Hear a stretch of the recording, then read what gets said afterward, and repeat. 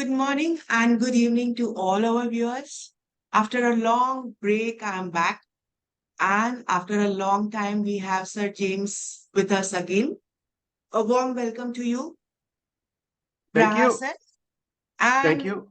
today, sir is again going to talk about Rahu and Ketu, the most liked subject on our channel by Sir. Our last video on Rahu has received great views and great comments on that. And Ketu too.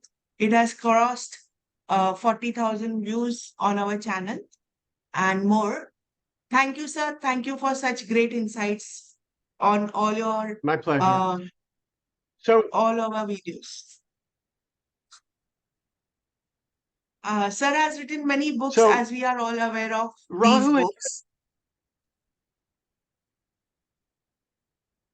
yes, and by the way, I have a new cover on this one, The Art and Practice. I made a new cover because this is one of my best books and people don't know it. I mean, it sells, but it doesn't, they don't know it. So now when they see the new cover, I think it might grab them a little bit. That's a book where it's a dialogue between me and students speaking, asking questions. It's one of my best books. I need a new cover. Anyway, the cover is looking Rahu and great, sir. Ketu videos. Thank you. The Rahu and Ketu videos, I've noticed over the last 5-6 years, whenever I did a Rahu Ketu, the numbers would go way up. And I would get very excited, and the host would get very excited. But that's not why I'm doing today. I mean, I thought about this. I said, maybe I should wait for the Rahu Ketu. When I have a new book, I'll get more views. That's not why I'm doing it. Why I'm doing it is to try to dispel the superstitions. Now, I get plenty of people who come for readings, and they tell me they've seen all my videos and they love my videos, and it makes me very happy. But there are two superstitions that are still driving me crazy. The first one, I'm just going to speak briefly, and I'm going to say this. Everybody out in the audience who feels like they've seen all my videos, raise your hand. I won't see it, but raise your hand if you think you've seen all my videos. Okay. Now, I'm going to give 5 seconds for everybody out there in the audience to see if they can remember what the number one superstition is. I'll give you 5 seconds.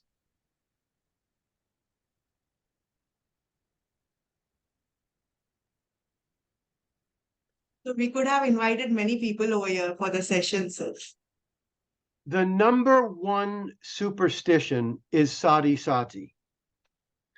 I've said this for 35 years. I've said this. People still don't get it.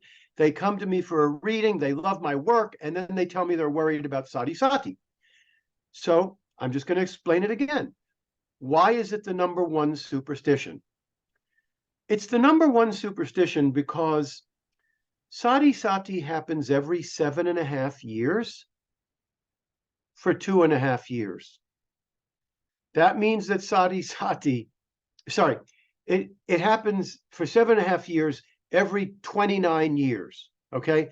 So this means that Sade Sati is 1/4 of your life.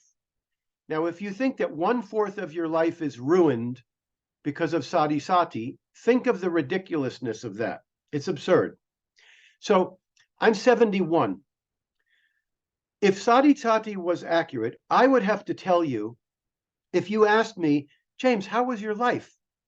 I would have to say, my life was pretty good, except for those 16 years of Sade Sati. They were terrible. Those 16 years ruined my life. That's what I'd have to say.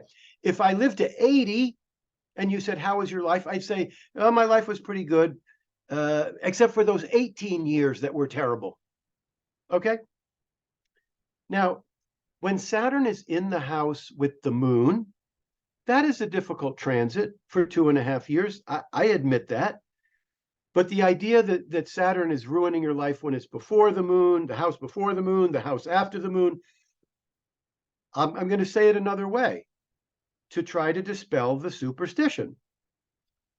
So I have a very mixed horoscope. I have a great 10th house, and I have a great house, the 8th and 9th. The 8th, astrology, is fantastic. The 9th for higher knowledge and religion is fantastic. The 10th for career is fantastic. Almost everything else is a wreck. All the other planets are in difficult placements. But I have one planet, Venus, which is devastated. It's right next to Ketu. It's right next to Mars, which is the 12th ruler. I mean, right next to it, within 1 or 2 degrees. You can see, anybody who has my original book, they can see right over here. There's the Venus, there's the Ketu, there's the Mars, there's the ascendant, Taurus. Every time I come to a Venus bhukti, it is terrible. It is terrible. All kinds of problems. So I would now have to tell you that every Venus bhukti, I was born in Venus, Dasha, the last 3 years.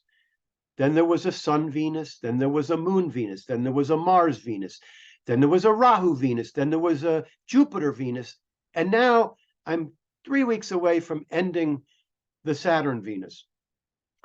What I'm telling you is the Venus period is anywhere in the longer dashas, Jupiter, Saturn, Rahu, those Venus bhuktis are 3 years long.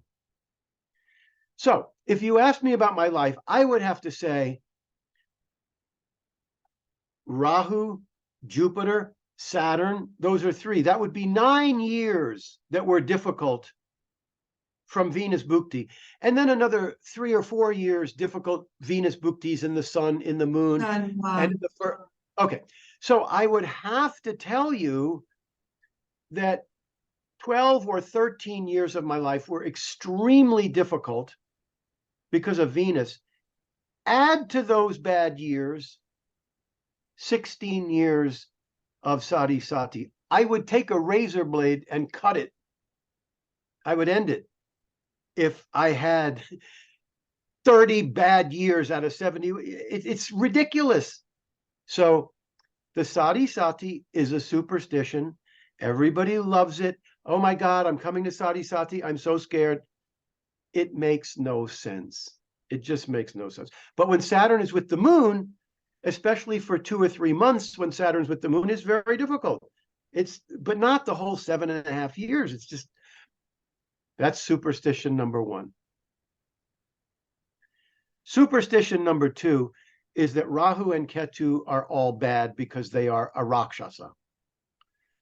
Now, I've said this before, Rahu represents insatiable cravings and desires for worldly power. Actors who win Oscars, they're in Rahu dashas. They hit Rahu and it goes very big. Rahu in the ascendant, person's got charisma and great looks. So Rahu is very worldly and powerful. It also is a malefic. It also can cause problems, but it's got extremely good features as well. Ketu is weird and strange and illusion, deception, drugs, alcohol. But Ketu is also mysticism, metaphysics, not enlightenment so much, but metaphysics and psychic and astrological. It's very, very good for that. So they have their good points and they have their bad points. And when you're looking at a horoscope, you have to be able to tell whether the Ketu is going to cause big problems or whether that Ketu is going to give something very, very good. Some psychic, some metaphysical, some oil and gas, some film and photography, etc. So when I wrote my first book, Ancient Hindu Astrology for the Modern Western Astrologer, I wrote it in 1985. It came out in 1986. And I had about 10 or 15 horoscopes in the back where I analyzed birth charts. When I did that, I had only been studying astrology 5 or 6 years. I was looking for famous horoscopes that where I could show this is why they're famous, this is why they were assassinated. Good examples I was looking for. There were many charts that I could not use because I wasn't experienced enough. So why is Elvis Presley one of the greatest, musician stars in the world during my lifetime? Why is he not in the book? He's not in the book because I was too inexperienced to see what was indicating the great fame. So in the horoscope of Elvis Presley, when you look at it at first glance, you don't see any great fame. The 10th house ruler is the sun. It's in the second house. It's aspected, it's conjunct with Mercury, and it's aspected by Mars. That's not anything that's, giving the 10th house huge fame. Then you have Saturn and Moon aspecting the 10th house. The Moon's aspect is very good on the 10th house. The Moon is the ruler of the 9th. It's very good. But Saturn's aspect is terrible because it's aspecting, first of all, it's Saturn. Second of all, it's aspecting Leo, which doesn't like Saturn because it's opposite its own sign, Aquarius.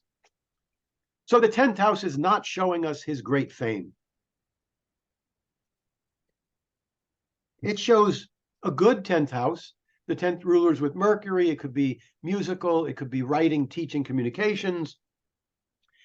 The 10th ruler is aspected pretty tightly by Mars. So there's some mechanical technical skills, which would be playing guitar, just mechanical technical.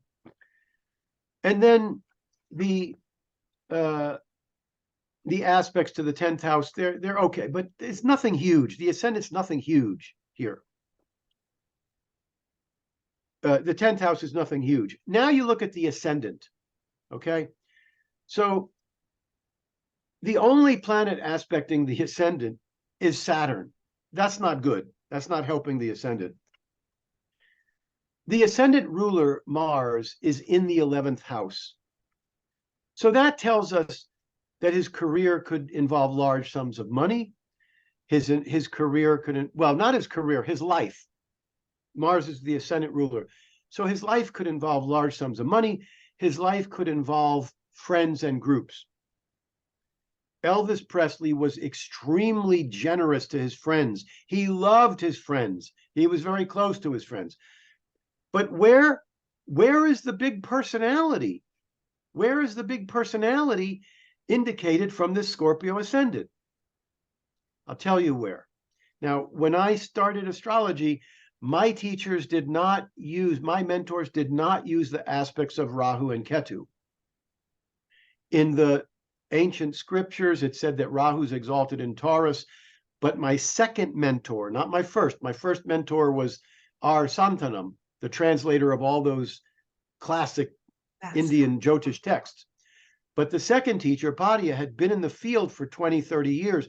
He said, you take it from me. Rahu or Ketu in Virgo is the best.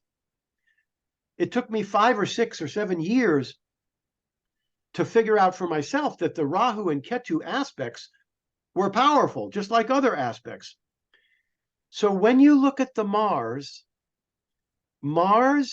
is aspected by Rahu in Virgo. So what is Rahu's? Rahu is cravings and desires for power. Rahu, when it aspects a planet or a house, is either going to give worldly power or something that is dominating and manipulative and pushy.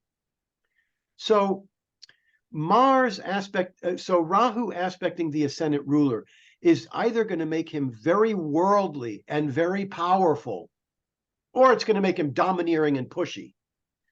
But it didn't make him domineering and pushy. It just made him worldly and powerful. Rahu in the ascendant gives very good looks and charisma. So Rahu is not only aspecting his ascendant ruler, but is aspecting it in Virgo. That's where the fame, now look, the chart is phenomenal when it comes to the arts. There's no question about that, because the third house is magnificent. And the second house for writing and teaching is great. But I'm just talking about the fame. How could somebody be this famous and the only planet aspecting the ascendant is Saturn? It doesn't make sense. The aspect of Rahu to Mars is not that tight. It's about 11 degrees. It's not that tight, but it's tight enough. And because it's aspecting Virgo, now you have a personality that is big, that is charismatic, that is worldly and powerful, not spiritual. Now, look, Ketu is aspecting the ascendant, which makes him shy. It doesn't make him worldly. It makes him shy. Saturn aspecting the ascendant makes him shy, but that ascendant ruler is worldly. It's worldly. I was just in Tupelo, Mississippi. We went to I gave a talk at the Dallas Astrology Conference with Joni Patry.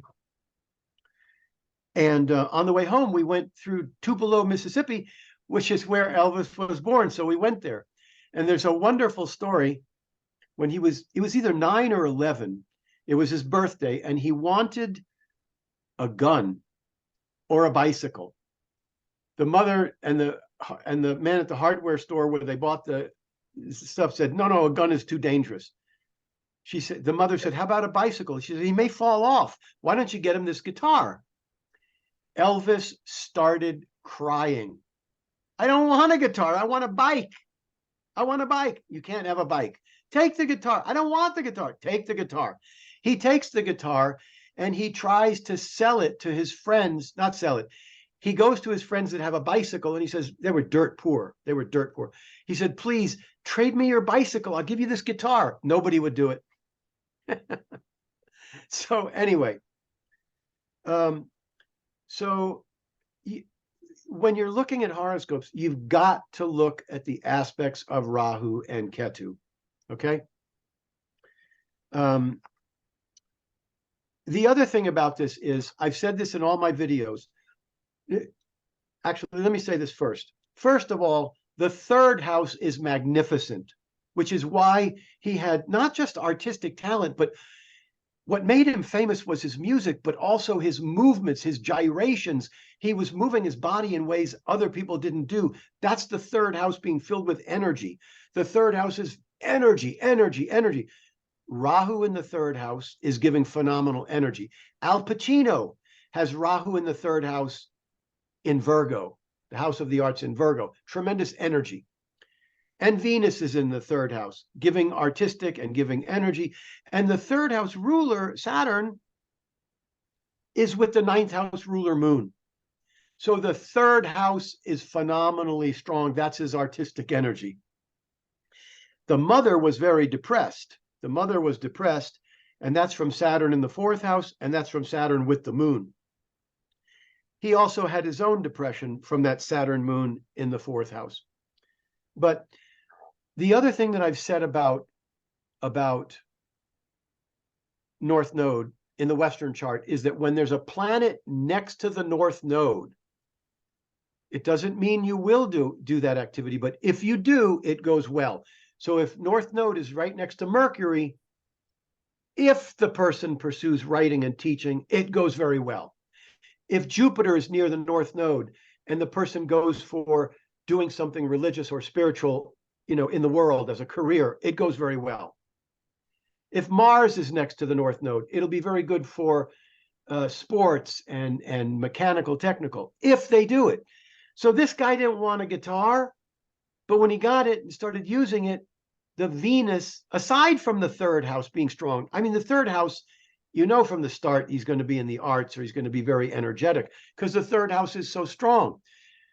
But now that Venus is near that North Node, anytime he goes toward anything that is Venusian, it's going to go very, very well. Okay? Now let's look at the chart of Lyndon Johnson for a minute for Ketu. By the way, that Rahu in the third house is also aspecting his seventh house. And what that means, this is interesting because the seventh house ruler is not looking good. The moon with Saturn, wait, I'm sorry. He's got Venus. He's got Taurus, seventh house. So the seventh house is aspected by Rahu. So the wife is beautiful and worldly. And the seventh house ruler, Venus, is right next to Rahu. So his partners, they're not going to be spiritual and metaphysical. Rahu aspects his seventh. Rahu is conjunct the seventh ruler. So the partner, he's worldly and good looking, and the partner's going to be worldly and good looking. So where do you get good looks from Rahu? Good looks would be Venus and Moon and Mercury. But you see, Rahu is worldly. It's worldly. So if Rahu's in the ascendant, a worldly personality has to look good or be charismatic. So Rahu aspects the partner and Rahu aspects him. So you have a couple that when you look at them, you go, oh my God, they're both good looking, like that. Okay, let's go to Lyndon Johnson. By the way, we're in the shadow of a Mercury retrograde. I'm making all these mistakes. Sorry. No, sir. No problem. Okay. So this is a chart that I analyzed in my original book, Ancient Hindu Astrology, 35 years ago, 40 years ago. But what I didn't notice back then, because again, my teachers didn't tell me to use the aspects of Rahu and Ketu. So I talk about this chart and you know how fantastic it is. And by the way, I have to say this, somewhere along the way in the last 10 years or 20 years, people have said that Lyndon Johnson was born an hour later and has a Leo ascendant. That's not true. If you read my updated version, my Ancient Hindu Astrology book that is revised in 2020, it explains in tremendous detail why it is the Cancer ascendant, not the Leo. It had been Cancer ascendant for decades. And then somewhere along the way, someone said, oh, we found a different birth time. It's not. It's the Cancer ascendant. In any case, I did not see this when I was first analyzing it. Notice that Ketu is aspecting Jupiter, Mars, Moon, Sun, and Mercury. Ketu is aspecting 5 planets. And it's not just aspecting 5 planets, it's aspecting all of them tightly. It's aspecting Jupiter within 5 degrees, Mars 0 degree, within 1 degree, Moon within 7 degrees, Sun within 2 degrees, Mercury within 9 degrees. These are incredibly tight aspects for 3 of those planets. So, on the negative side, Ketu is illusion, deception, drugs, and alcohol, and weird and strange. So, this gives the possibility that all of those planets could be weird and strange. They could be drugs, alcohol. They could be illusion, deception. They could be film and photography, and they could be oil and gas. Let's go for the illusion, deception first. Lyndon Johnson was the greatest liar until our current president, who lies more than Lyndon Johnson. But this guy lied all the time. And in college, I'm going to use a curse word, they called him Bullshit Johnson, because this was a guy who couldn't tell the truth. When you read books about him, they say he would prefer to lie. He loved to lie. He lied all the time. Now that illusion, deception also made him very manipulative, so that he could figure out how to manipulate and lie and cheat and be deceptive to get what he wanted. And he was a master at deception. Okay, so that's pretty much, he didn't have drugs, alcohol, he had illusion, deception. What else did he have? He had oil and gas. Without oil and gas, there is no President Johnson. Lyndon Johnson was the poorest president ever. They didn't have running water. They had running. No, they didn't have running water. What am I talking about? They had to go down and get the water from the well. They didn't have running water. They didn't have electricity. They didn't have running water. They had outhouses. They were incredibly poor. So how did this guy get to the presidency? He was from Texas. He got friendly with a couple of guys named George Brown, and these guys named Brown that gave him a little bit of money. They were in construction. But those construction people, they knew all of the Texas oil millionaires. So when he got to the Texas oil millionaires, he said, look, if you give me money, I can give it to these congressmen and senators that need money. They'll give me what I want. I'll get into power. I'll give you what you want. So many times, this happened just the other day. I was doing a chart, and Ketu was incredibly prominent. I don't remember what it was. Ketu was right on the ascendant. It was with the moon or the sun. It was just very prominent. And I said, look, you could have a career in film or photography or oil and gas. And they said, well, my family is in oil, so they want me to join the oil business. So without having the aspects of Ketu, you're going to miss all kinds of, you're just going to miss all kinds of things. Okay. So you can put the screen back on us. I'm done with these charts. So I've already spoken about what Rahu and Ketu do in the houses, but I'm going to explain them in the aspects.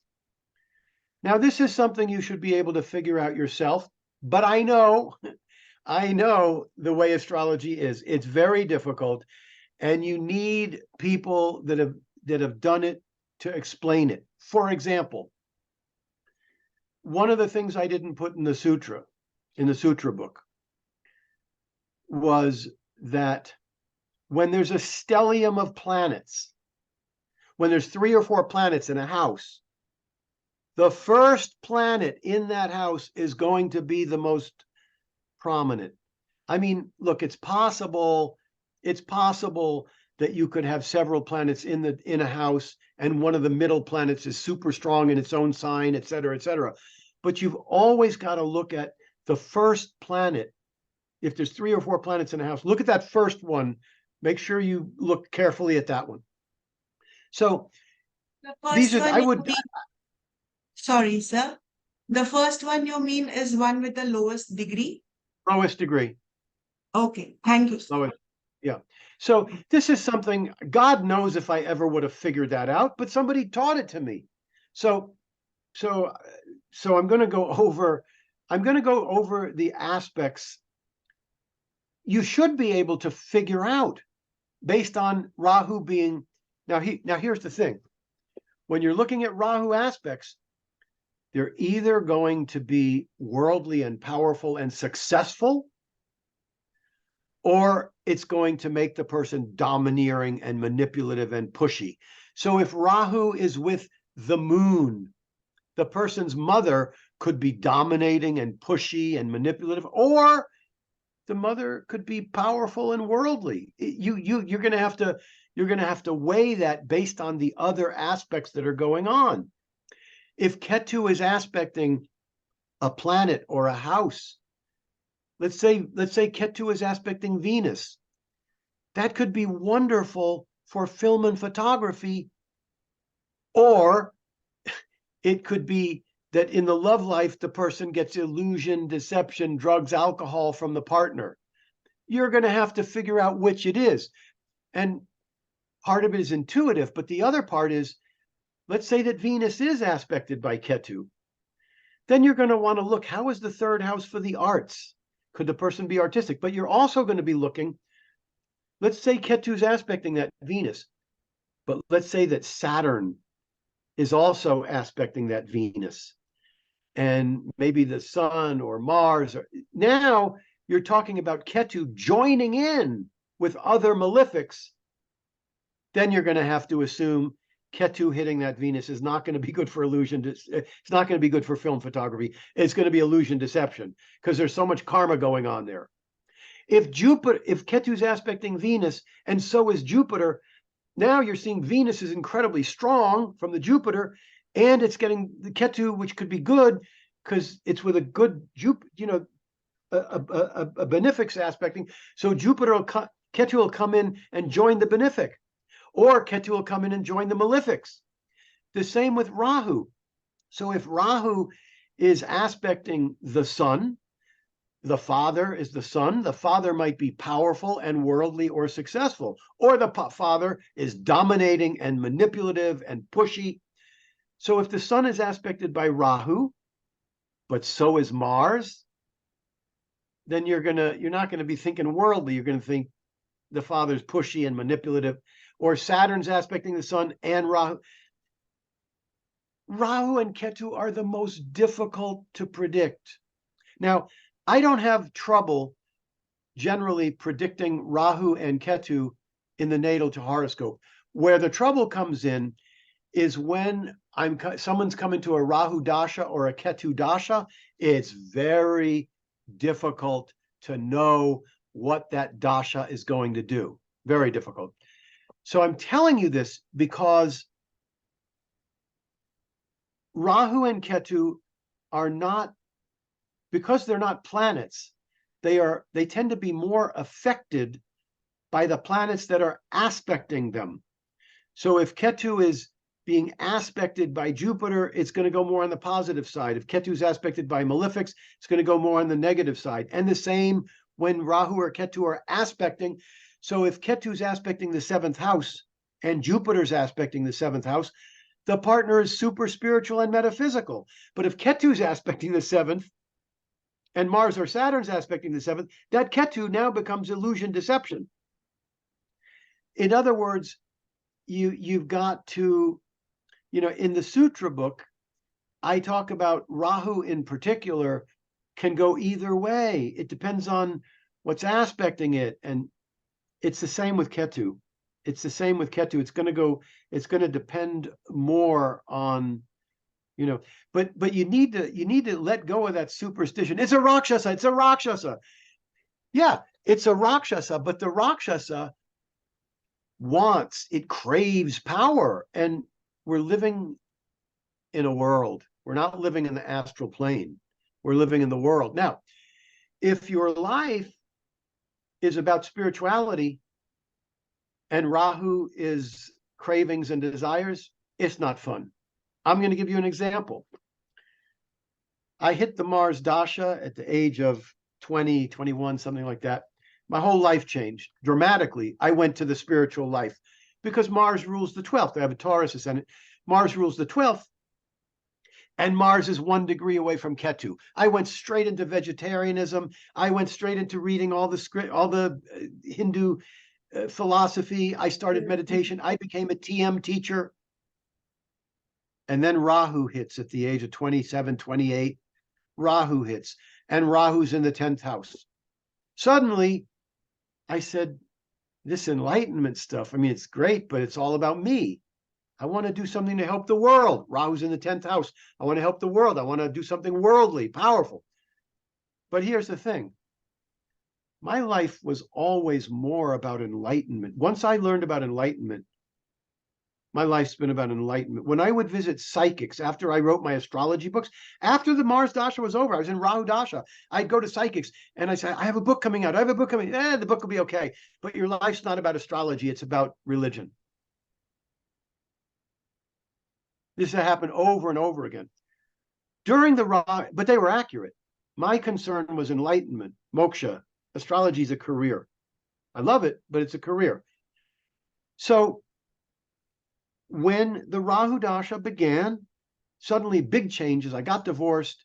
My father died. I went to India, all in Rahu. Then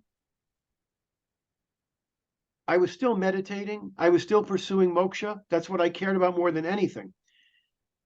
during the years of Mars, the 12th house ruler next to Ketu, anytime I would meditate, anytime I would pray, there was me praying and there was God listening. There was me meditating and there was the infinite in connection. The Rahu Dasha hit. I got into astrology. And what it felt like was, once the Rahu Dasha began, the door, when I would pray or meditate, the door was slowly closing. A year or two in, there wasn't as much of a connection. Another couple of years in, where's God? Where's the infinite? Another couple of years until eventually the door was essentially closed.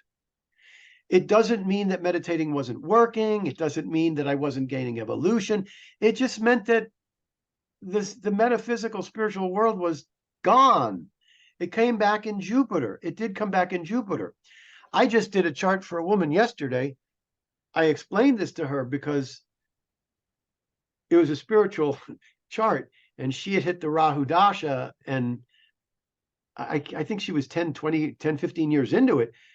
And she actually started crying when I described it, because that's exactly what happened to her. And she didn't like it. She wanted the spiritual.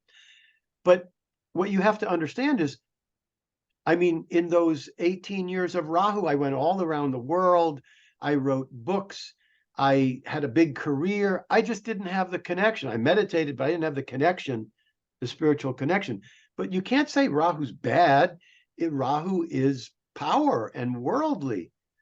But if you're like this woman and all you want is enlightenment, then you can call it a Rakshasa, a beast.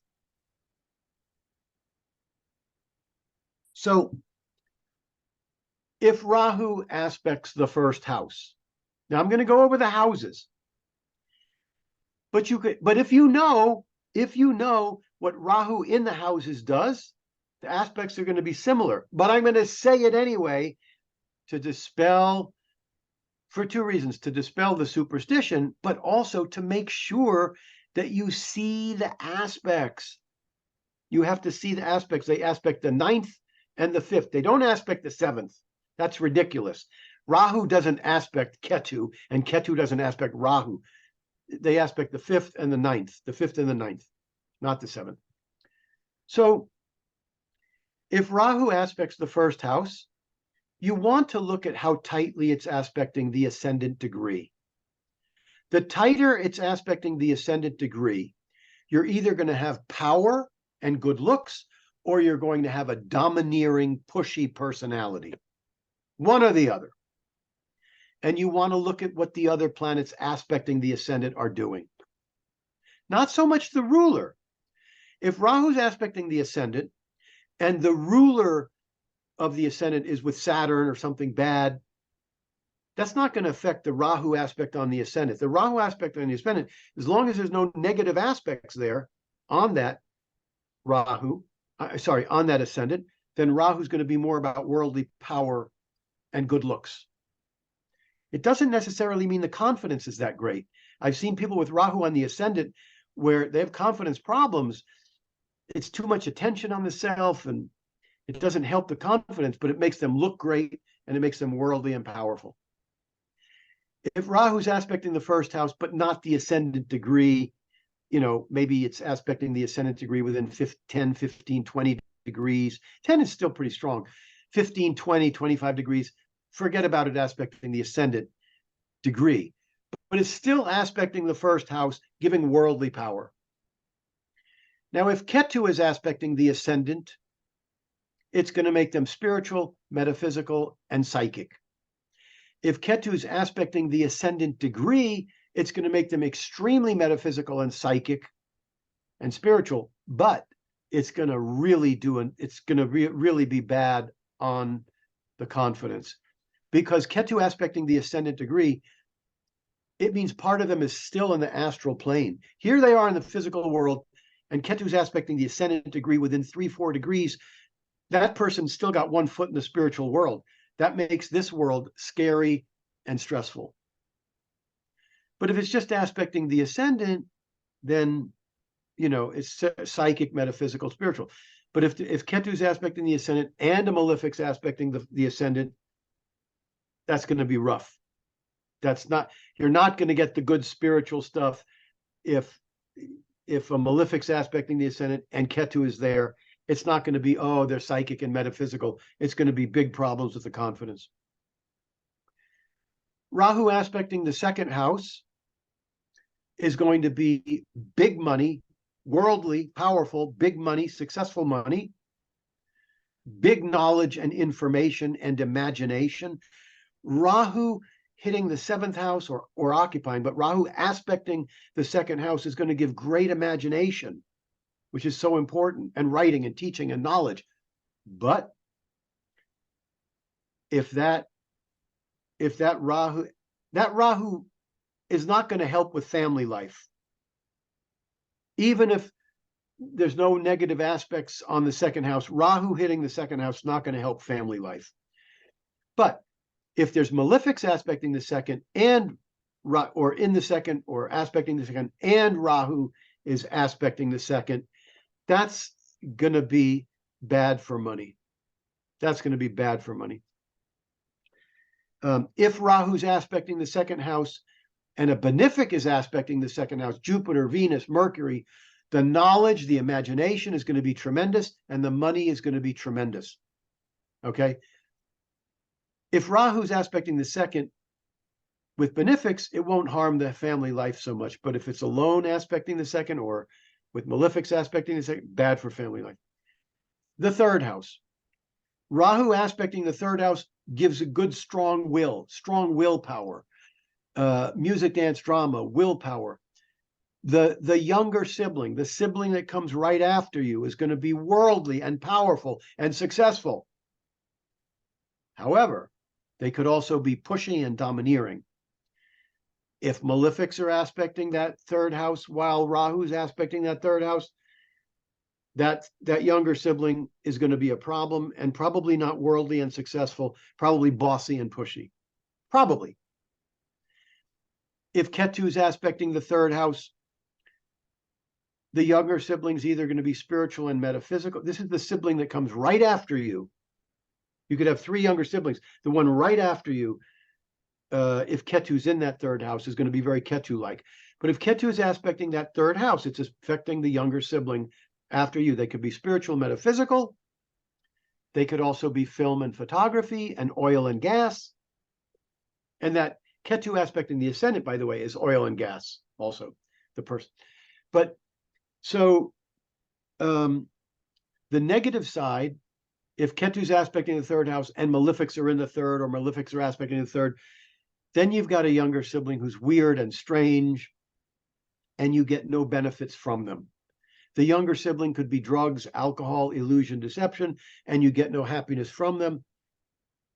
But you can still have a strong will. Malefics are good for the third house for strong willpower.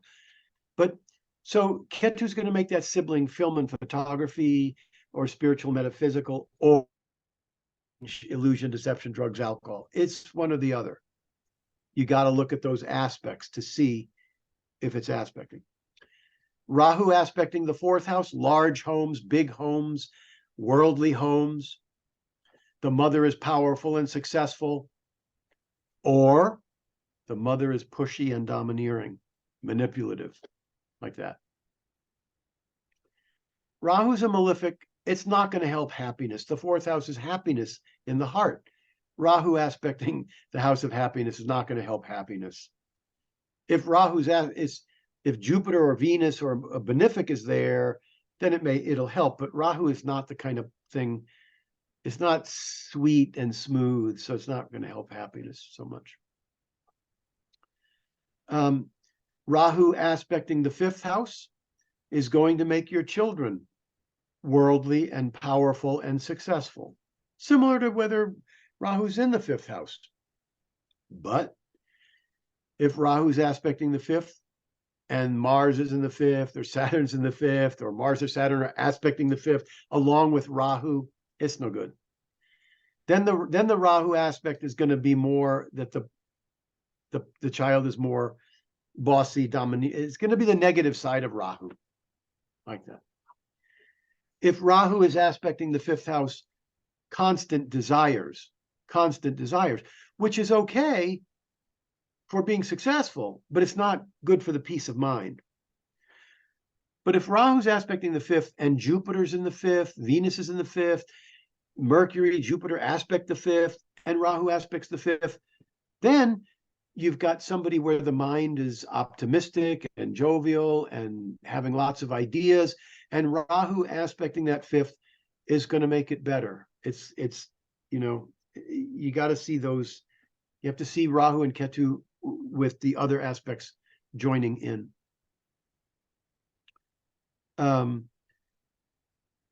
Rahu aspecting the sixth house, which is an upachaya, the third, sixth, 10th, and 11th. This is why I said when Rahu or Ketu aspect the third house, strong willpower. They do well. They don't do well for people. Rahu, Ketu, Saturn in the third, not good for your younger sibling, but good for your willpower and mechanical technical skills. So the sixth house, Rahu aspecting the sixth house, is going to be good for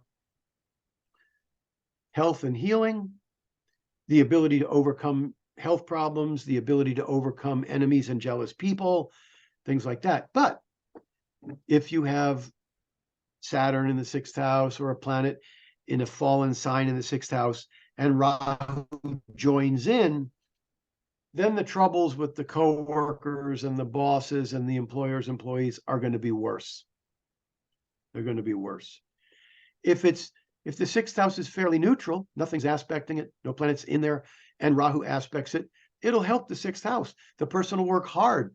It'll be okay with the co-workers and bosses. But if there's malefics hitting that sixth and Rahu, it's going to be worse. You're going to see the beast part of Rahu.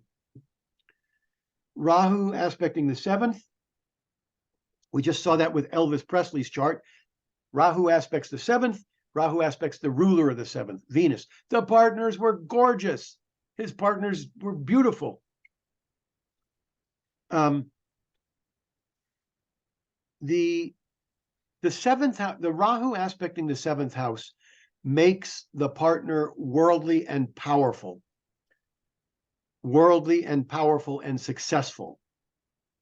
But if there's other problems with the seventh house, then the partner is bossy and manipulative and domineering. So one of the most, probably one of the top 3 or 4 tourist locations in the United States is Graceland. That's Elvis's house. His wife,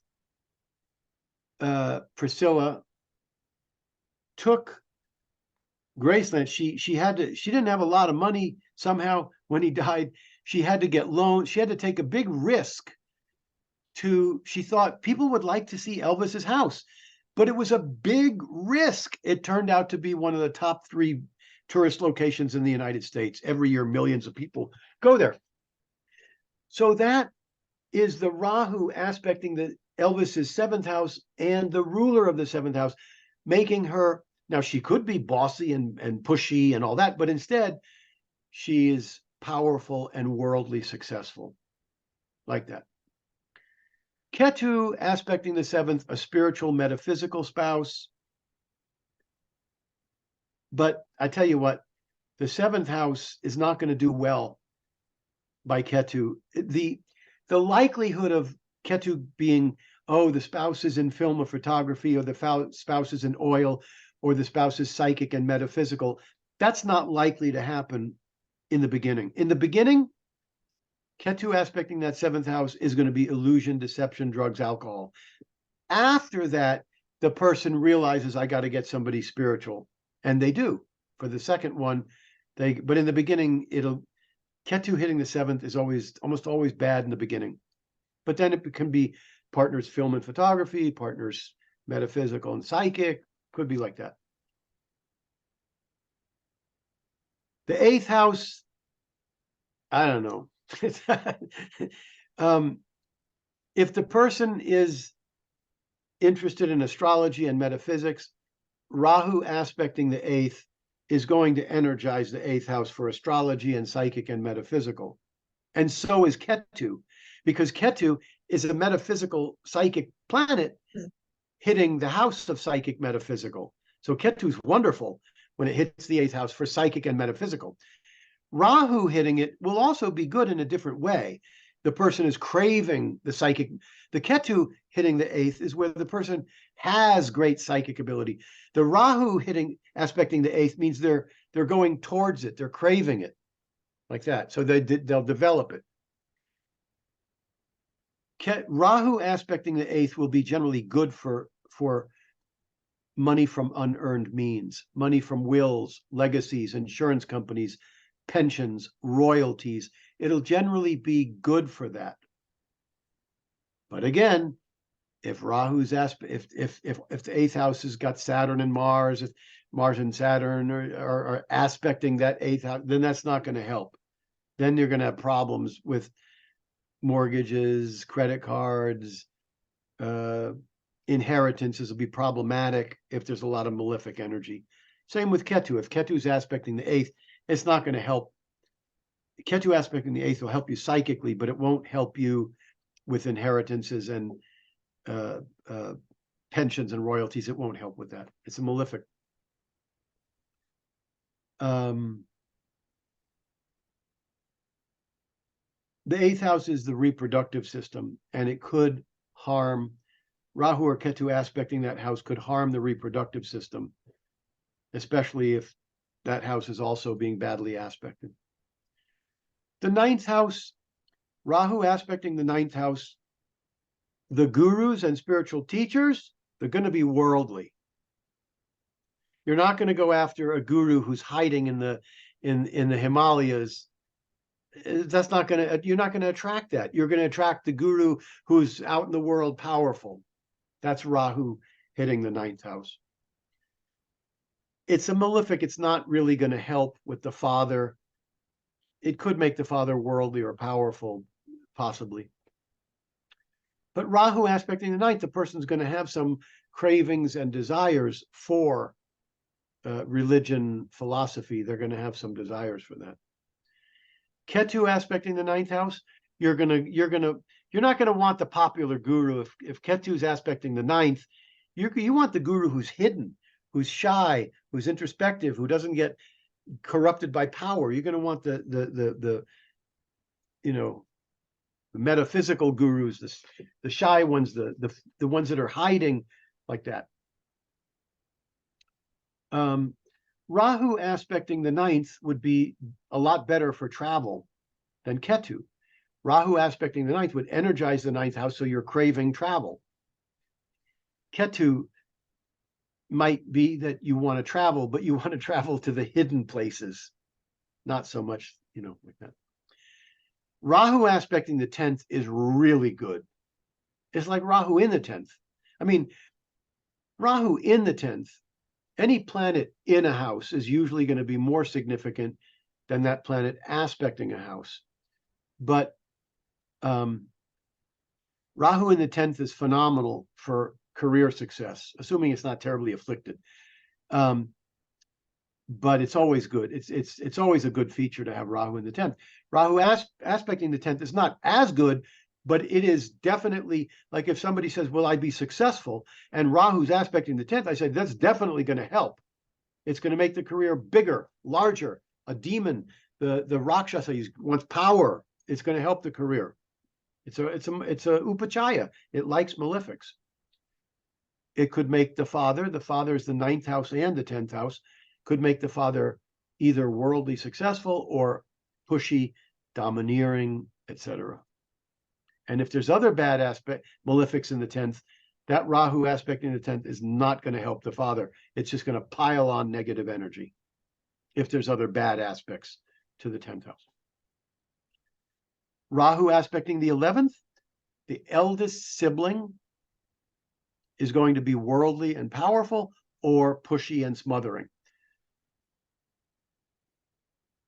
The houses, when it comes to the siblings,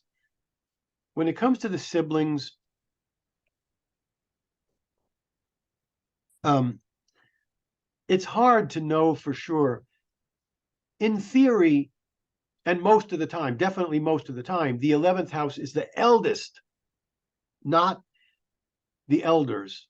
You could have 3 older, like I have 2 older brothers. The eldest would be the 11th house. That's normally how it works. But once in a while, it works out differently. It turns out to be you see the 11th house terribly afflicted, and it turns out to be, and the 3rd house is okay, and yet one of the siblings will be really trouble because of that 11th house. But usually 80% of the time, I would say it's going to be the eldest sibling is the 11th. So Rahu hitting the 11th house, aspecting the 11th house, powerful worldly sibling or pushy and domineering. Rahu hitting the 11th, it's an upachaya, it's good for large sums of money.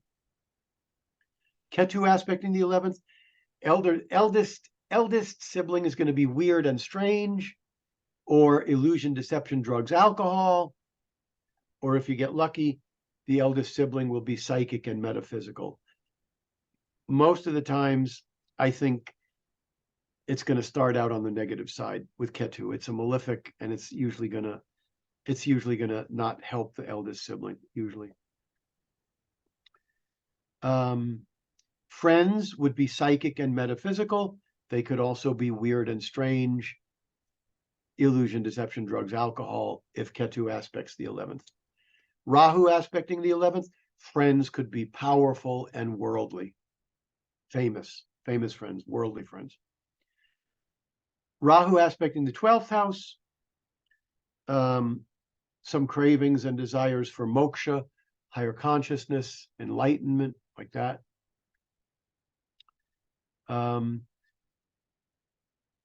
Could also be giving a lot of energy for the subconscious mind, things in the subconscious from childhood in the mind. Ketu aspecting the 12th house would be spiritual. You're talking about a planet of psychic, metaphysical, spiritual, aspecting the house of moksha. So that's quite good. So what is the #1 superstition in all of astrology? The Sade Sati. If you live to 80, 18 years are ruined, plus the bad periods. If Sade Sati is accurate, it's ridiculous. My life would be 35 years would be, I mean, I'll tell you, those Venus years, the 12, 13, 14 years of Venus, they were brutal. Every one of them was brutal. I got to add to that. That's like 12, 13 years. I got to add to that 18 years. Come on. But remember, because people always say, oh, yes, but when I had Sade Sati, such and such happened. I said, yeah, it happened when Saturn was with the moon in those 2.5 years. Maybe it happened then, or there's some coincidences. It's not. That's the #1. The #2, and probably somebody's gonna, people are gonna hear this video. James, I heard your Rahu Ketu. I love it. Oh God, I'm really scared. I'm coming to Sade Sati. I'm doing my best. I am doing my best to try to, stop the superstitions. The second superstition is Rahu and Ketu. Yes, they are a Rakshasa. When you're doing a reading and you see Rahu Ketu, you cannot ignore the fact that it's a Rakshasa. But you have to understand, a beast like a lion or a tiger or, these things, they have great power. And the power of the Rakshasa, you're going to harness it. Why do you think I have 7 books? Why do you think I'm on this YouTube? This is Rahu in the 10th house, aspected tightly by Venus Mars. That's Rahu. It's a Rakshasa. It's horrible. But, it's... Now, you could say, oh my God, I never had any peace in this life because I wanted fame. I wanted power. You could say that, but I enjoy it. I enjoy the Rahu. So, but Rahu can be, if Rahu joins in with malefics, you're in for trouble because that Rakshasa is going to be, that's going to be bad news. Beautiful session about Rahu, Ketu, and a Sade Sati. I hope people enjoy the session of yours. I want to say one more thing. Yes, sir. It's Yes. it's not related to that, but I want to say it. I talk all the time about the reason that you should not use techniques unless they work 7 out of 10 times, approximately, okay? And I know I was giving a lecture and I was talking about this, and I didn't put this in my book, but this is, I can't tell you how important this is. Aside from the fact that you want to be accurate, so if you want to be accurate, you only use the techniques that work most of the time. This is why I can't use Nichabunga. It works 3 out of 10 times. I'm going to be wrong 7 out of 10 times if I use Nichabunga. It doesn't work all the time. It works maybe 30%. But here's the thing. If I'm doing a reading, and I tell people, if I don't, they ask a question, I don't know the answer. I don't know. I have no idea what that is. But the people will say to me, this is so accurate. I can't believe how accurate it is. It's accurate because I go by the 7 and 10. I don't use anything unless it works. Okay. But the more beneficial feature for me is that I hate being wrong. When I'm doing astrology, I just hate it. I cringe when I say something and it's completely wrong. I cringe, okay? But if I'm using this strategy of only talking about what I know works and saying I don't know when I don't know, then when I am wrong, and they say, no, it's actually the opposite. Okay, I stop, and I start looking at the chart. And if I can't find some reason there, then you know what I say to them? I say, you have beaten the odds. I promise you that 7 out of 10 people would have said, yes, I was correct. So what that does is I don't feel bad when I'm wrong because it happens rarely. It happens. Now, talking about future predictions, that's really hard because that's really hit or miss, you know. But when it comes to the natal chart, I'm going to be right most of the time because I won't use the stuff that doesn't work all the time. And so if I am wrong, it's so rare that I just say, you know, there's no question. You beat the odds because I've seen this over and over and over, and you're an anomaly. It didn't happen for whatever reason. So that's to give the astrologer confidence so that you don't have to go crazy when you miss something, when you're inaccurate. You don't go crazy. Because first of all, it's not going to happen so often.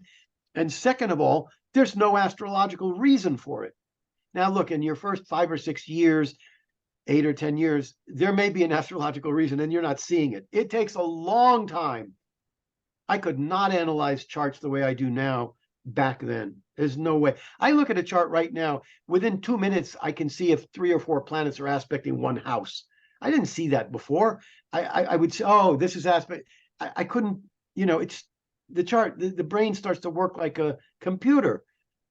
But I'm telling you, after you get good at it, you know, you'll know when the person's beaten the odds. It's not you, it's an anomaly. Okay, bus. As Santanam used to say at the end of the session, bus. Yes, sir. Which, Thank you so much for such a lovely session. All sir's books are available online. You all can order them. The links will be given in the description box. You all can even connect to sir for readings. We can even give you the email address if you require. If you'll and ask those for it. books, and those books are all on Amazon. That's generally the easiest place to get them. Some of them are on ebook and hard, and some of them are just hard books, but they're on there. Yes. And It's the good to links see you. will be there. I haven't seen you in so long. It's been a long So time. yeah, I was not keeping well for some time. Yeah. But I'm better now. So Good. we'll hopefully do more sessions. Sir, let's do a session about Braha Sutras next. Whichever some Okay. of the Braha Sutras that you like, Okay. we can do with the example charts like we have done today. The next And one, the next one will be Braha Sutras. I wanted today because I'm tired of people saying they're afraid of Sade Sati, that is and it. I'm tired of them thinking that Rahu and Ketu are all bad. Right. I enjoyed the session as usual, and sure others will too. Thank you, sir. Thank you so much. Namaste. Namaste. Sir.